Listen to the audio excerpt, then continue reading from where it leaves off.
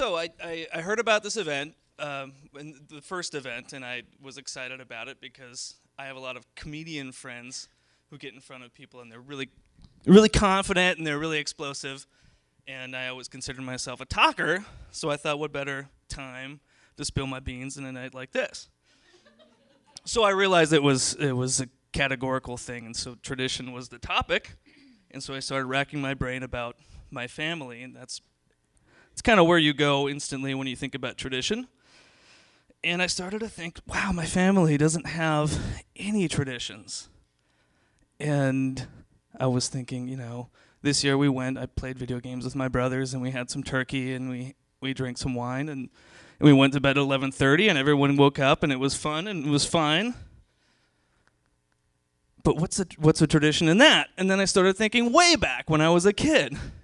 And I started to realize that, Jesus Christ, we are the most unresponsive group of kids. Because to have a tradition, you have to have a receptive, captive audience. You have to pass on the tradition.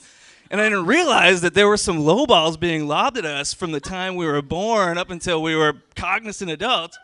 And we could have been passing those traditions on, but for some reason we thought that hanging out with friends when we come home is more important than playing a 1983 edition of Trivial Pursuit after eating turkey dinner.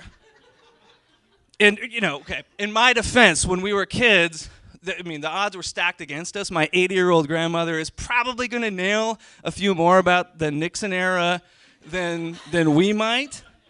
So we didn't quite pass that tradition on, but we would, after that was our thing. We would eat Thanksgiving or whatever you eat on Christmas. In our family, we eat lasagna. I could talk for an hour about food traditions in North Dakota or anywhere for that matter. But anyway, time limit. So anyway, in our family, it was we get done with eating whatever Christmas, Thanksgiving, whatever, 4th of July, we played Trivial Pursuit. We had literally a tape together, 1979 with the 1983 expansion, Trivial Pursuit. And it was men versus women. And my grandmother was this brilliant woman. She was one of the youngest people to ever graduate from BHS in Bismarck. She graduated at 16 back in the 50s, and she had to go and work odd jobs because the school that she wanted to go to wouldn't accept her because she was too young. That's besides the point. She was a brilliant, brilliant woman, and we got hosed every single time. Anyway, thinking about tradition, and thinking to myself how we don't have any traditions, and then I realized how big of assholes the artist, the Notre Dame, Harvard medical student, PhD, and the engineer and the brewer are at receiving tradition. And then I started to think about, wow, we really screwed the pooch on this one. And then I started to think, wow, okay, at this point, we've kind of driven these real traditions into the ground. And now, how pretentious is it to say that this is a new tradition? Okay, let me spell this out to you. This is what we're going to do from this year forth, and then we're going to do this until we die, and then your kids are going to have to do this too. At what point is an activity become a tradition? And I don't know. As quickly as technology advances, and our tradition is currently play video games and drink craft beer. But at some point, that tradition is meaningless. So when I really dug into it, the more important story is I started to realize, this has nothing to do with holidays, and we're all in the holiday spirit. And how much time do I have left? A period of time. Anyway. And what I really started to realize in my family in particular, we come from on my mom's side, a very agrarian, immigrants. They got their land and they were farmers. They didn't have a lot of money. And my dad's side, who had been in the country for 4 generations, and he was born and raised in Austin, Texas. My grandmother, the brilliant one, was an art curator and a collector and wrote about art, and it very much influenced my life. And my dad has had a strong Southern draw. But his tradition, and he did not care much about holiday traditions, and he was a great cook, but that's besides the point. Adventure was his tradition. And the most important thing he ever taught me was a lesson I learned shortly after graduating from high school. I met some dudes at a show. I had met them one time.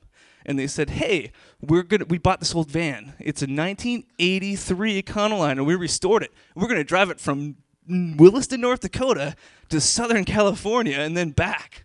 And there's 9 guys going, and you would be the 10th guy. You should go. And I told my dad, I was like, Dad, these dudes I just met want to bring me on this trip. And, any logical thinking parent would be like, no, don't do that. No, he said, well, do you have what's your camera situation looking like? It's like, well, I got this old Olympic or Olympia or whatever it was, film camera. It's like, no, it's all digital. We got to go to Target right now. It's like 5 minutes before it closes. We rush in there. He buys me this $350 at the time. It was 5 megapixels, and it was this brilliant camera. And he's like, all right, get packed. Let's go. They're coming to pick you up tomorrow. And God, I chicken shitted out. They drove through Bismarck and to the southern tip of California and back up. And I saw the pictures and heard the stories. And God, at the time I was like, Dad, I just met these guys. I don't know anything about them. I'm sure that they're nice guys, but 95% of the van became my best friends after that. And I didn't even make it on the trip. And it sucks because my dad was the kind of guy who graduated from high school and skipped his graduation because him and his buddies in Austin, Texas, got in a car and drove to Alaska. And that's how they spent their high school graduation. And Jesus, I missed the point on that one. And, that was the story I was going to tell at his funeral, which was, and this isn't a sob story, but those are the things you think about when you think of, when I think about tradition. And we also got an update. Well, it's in the Wii. It's an updated version of Trivial Pursuit. And way better at the Justin Bieber trivia than my aunt and uncle. And I think that I'm crafting the next tradition for next year. I don't know yet. We'll write it down. We'll figure it out. Thank you.